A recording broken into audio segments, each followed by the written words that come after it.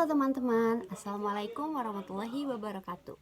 Saya Fatia Nuraini Fauzi-Rosyati dari Prodi PAI 6 reguler STAI Darul Falah. Dalam kesempatan kali ini saya akan menjelaskan materi tentang pendekatan inquiry learning, pendekatan keterampilan proses, pendekatan science, technology, and society, pendekatan textual teaching learning.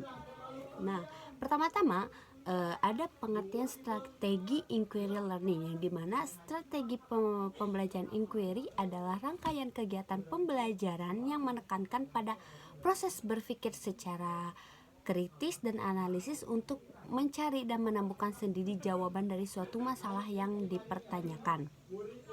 Strategi pembelajaran ini sering juga dinamakan strategi pembelajaran heuristik, karena strategi pembelajaran inquiry pada hakikatnya merupakan bagian dari strategi pembelajaran heuristik.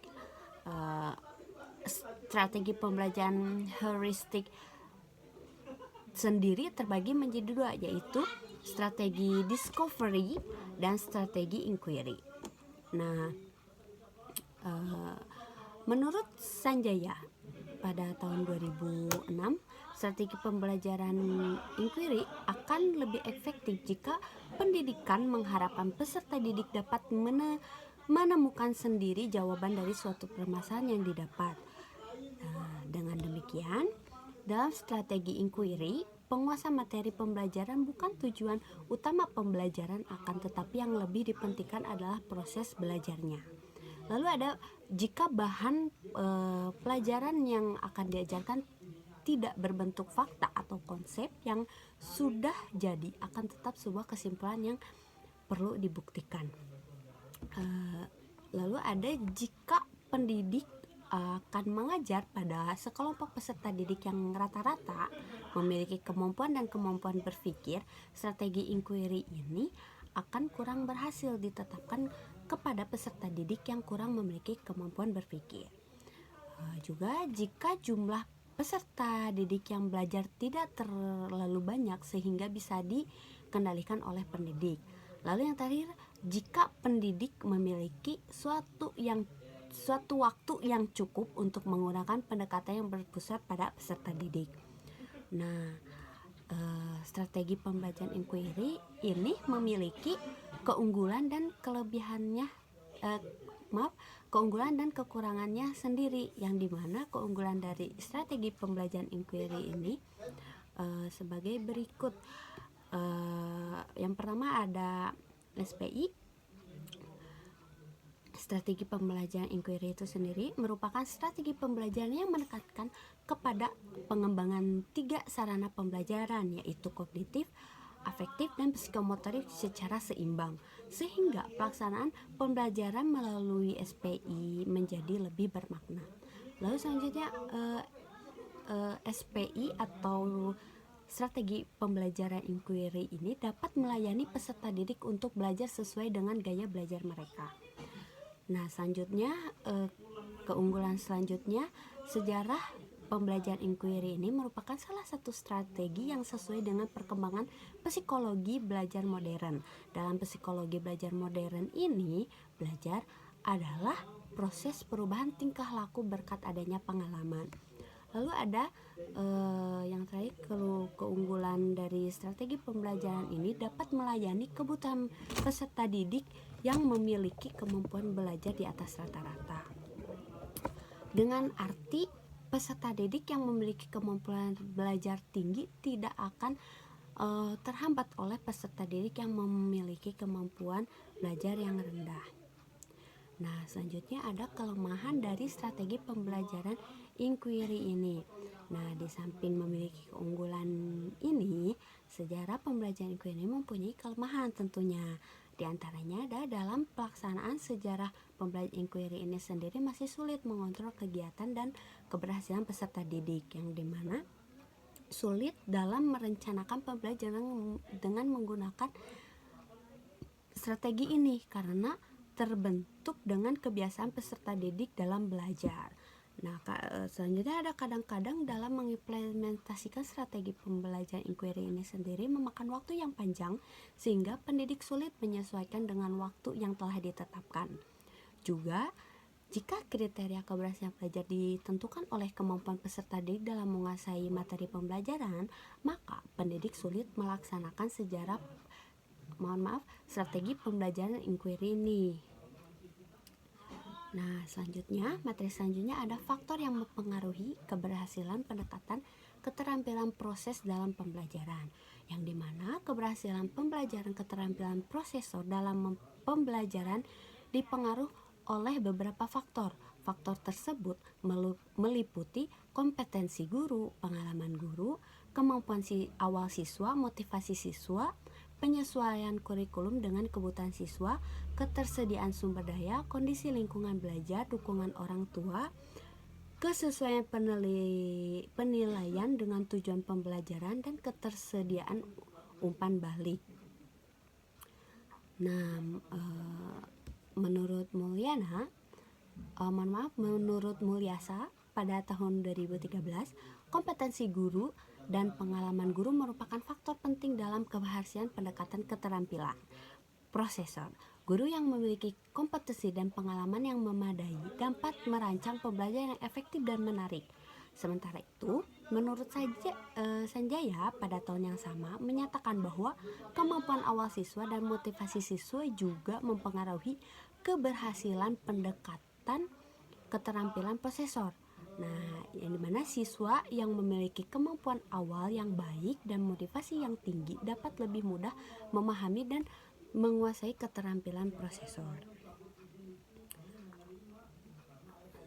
Faktor-faktor yang mempengaruhi keberhasilan pendekatan keterampilan proses dalam pembelajaran ini meliputi faktor guru.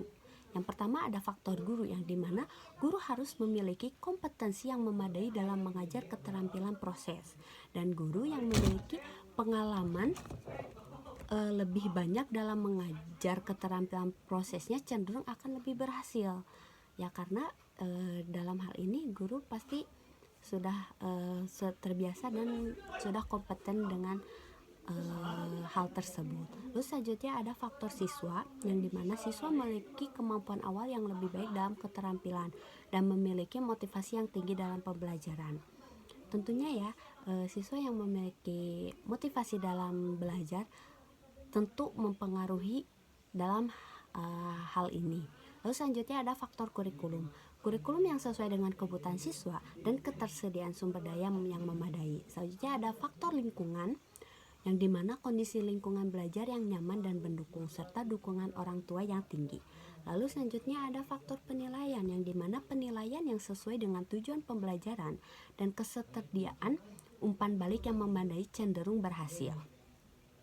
Oke, selanjutnya ada materi tentang tantangan dalam mengimplementasikan pendekatan STS dalam pembelajaran atau Science, Technology, and Society, yang dimana pendekatan STS dalam pembelajaran memiliki beberapa kelebihan, tetapi juga menghadapi beberapa tantangan. Salah satu tantangan utamanya adalah keterbatasan pengetahuan dan pengalaman guru dalam mengimplementasikan pendekatan STS itu sendiri. Guru mungkin tidak memiliki pengetahuan yang memadai tentang pendekatan STS ini dan cara mengimplementasikannya, sehingga memerlukan pelatihan dan dukungan yang lebih. Selain itu, siswa juga dapat menghadapi tantangan dalam mengikuti pembelajaran dengan pendekatan STS. Siswa mungkin tidak memiliki pengetahuan yang memadai tentang konsep yang terkait dengan pendekatan STS itu sendiri, sehingga memerlukan penjelasan yang lebih detail. Siswa juga mungkin tidak memiliki kemampuan berpikir kritis dan berkomunikasi yang memadai untuk menganalisis dan mengevaluasi informasi itu sendiri.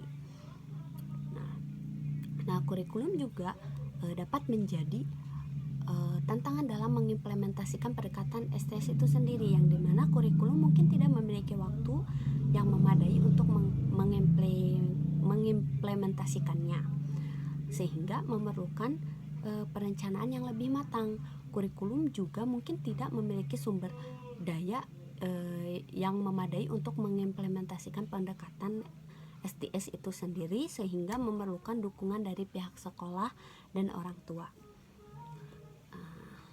Nah, selain itu, keterbatasan dukungan dari pihak sekolah dan orang tua serta keterbatasan akses ke teknologi juga dapat menjadi tantangan dalam mengimplementasikan pendekatan STS. Nah, oleh karena itu perlunya dilakukan upaya-upaya untuk mengatasi tantangan-tantangan tersebut seperti pelatihan guru, pengembangan kurikulum, dan peningkatan dukungan dari pihak sekolah dan orang tua siswa. Nah, selanjutnya ada penerapan pendekatan CTL atau Contextual Teaching and Learning dalam meningkatkan pemahaman konsep siswa, yang dimana Contextual Teaching and Learning ini merupakan pendekatan pembelajaran yang mengaitkan antara materi yang diajarkan dengan situasi dunia nyata dan mendorong siswa menuju hubungan antara pengetahuan yang dimiliki dengan penerapannya dalam kehidupan nyata. Nah, oleh karena itu, pendekatan CTL ini menjadi salah satu alternatif untuk dapat mendorong siswa membuat hubungan antara pengetahuan yang dimilikinya dengan penerapannya dalam kehidupan sehari-hari. CTL ini juga mendorong agar siswa dapat menemukan hubungan antar materi yang dipelajari dengan situasi kehidupan nyata, yang dimana artinya siswa dituntut untuk dapat menangkap hubungan antara pengalaman belajar di sekolah dengan kehidupan nyata. Hal ini sangat penting ya. Hal ini sangat penting sebab karena dengan ini dapat menghubungkan materi yang ditemukan dalam kehidupan nyata bagi siswa. Materi itu tidak hanya bermakna secara fungsional, akan tetapi materi yang dipelajari akan ditanam dalam memori siswa sehingga tidak akan mudah dilupakan. Nah, demikian dapat disimpulkan bahwa pendekatan kontekstual teaching and learning merupakan konsep yang menekankan pada keterkaitan antara materi pembelajaran dengan kehidupan dunia nyata, sehingga siswa mampu menggabungkan dan menerapkan kompetensi hasil belajar dalam kehidupan sehari-hari. Pendekatan ini berguna untuk memudahkan siswa dalam mempelajari materi yang akan dipelajari, sehingga belajar lebih dari sekedar menghafal dan menumpuk ilmu pengetahuan. Pendekatan CTL merupakan sebuah pendekatan yang membantu guru mengaitkan materi pembelajaran dengan dunia nyata, mendorong siswa memahami hakikat, makna dan manfaat itu sendiri, sehingga memungkinkan siswa rajin dan termotivasi untuk belajar. Karakteristik yang terdapat dalam pembelajaran CTL ini adalah yang pertama ada kerjasama, selalu menunjang, menyenangkan dan tidak membosankan, belajar dengan bergairah, menggunakan berbagai sumber, siswa yang aktif, sharing dengan teman, siswa kritis dan guru kreatif, lalu dinding-dinding dan lorong-lorong penuh dengan karya siswa. Lalu yang terakhir ada laporan kepada orang tua, bukan hanya rapot tetapi hasil karya siswa, laporan hasil praktikum, karangan siswa dan lain-lain. Nah, dengan pendekatan pembelajaran CTL ini, sistem pembelajaran lebih ditekankan kepada rencana kegiatan kelas yang dirancang oleh guru, yang berisi skenario tahap demi tahap tentang sesuatu yang akan dilakukan bersama siswa dan berhubungan dengan materi yang diajarkan. Nah, kesimpulan dari materi ini ialah strategi pembelajaran inquiry, pendekatan keterampilan proses, pendekatan sains, teknologi, society, dan pendekatan contextual teaching learning memiliki kelebihan dan tantangan masing-masing dalam mengaitkan kualitas pembelajaran, yang dimana strategi pembelajaran inquiry ini menekankan keaktifan peserta didik dalam mencari dan menentukan jawaban secara mandiri Keunggulannya mencakup pengembangan aspek kognitif, afektif, dan psikomotoris secara seimbang, sementara kelemahannya meliputi kesulitan dalam pengelolaan waktu dan kendali terhadap proses belajar siswa. Pendekatan keterampilan proses dipengaruhi oleh berbagai faktor seperti kompetensi guru, mahasiswa, kesesuaian kurikulum, dan dukungan lingkungan belajar. Nah, pendekatan sains teknologi society menghubungkan pembelajaran dengan perkembangan ilmu pengetahuan, teknologi, dan kehidupan masyarakat. Tantangan ini meliputi kurangnya pemahaman guru, keterbatasan sumber daya, serta dukungan dari sekolah dan orang tua siswa. Lalu ada pendekatan contextual teaching and learning, menekankan pada pembelajaran relevan dengan kehidupan nyata sehingga membantu siswa memahami konsep yang lebih baik. Karakteristiknya memiliki pembelajaran yang aktif, kolaboratif, dan menyenangkan. Model ini terbukti efektif dalam meningkatkan pemahaman konsep dan motivasi belajar siswa.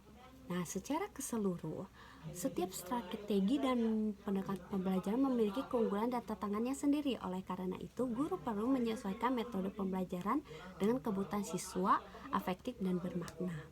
Oke, sekian dari saya materi pendekatan inquiry learning, pendekatan keterampilan proses, pendekatan sains, teknologi, dan society, pendekatan contextual teaching and learning. Sekian dari saya, mohon maaf untuk kata-kata yang baik disengaja maupun tidak disengaja. Wassalamualaikum warahmatullahi wabarakatuh.